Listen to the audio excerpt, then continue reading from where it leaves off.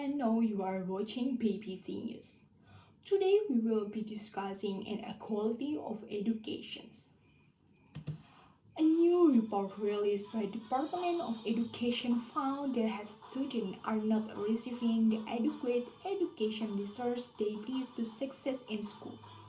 The report found that in many areas of school are struggling to provide the necessary resources for students to learn and thrive.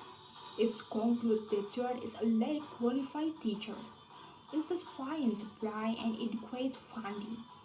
This shortage has been linked and lower score and higher dropout rates. To address this issue, Department of Education is recommending increase the funding for school and more support for teachers in Indonesia. Let's move on in the current weather.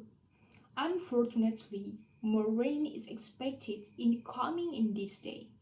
Meteorology is warning that future flooding could occur and have urged people to take precaution and be prepared.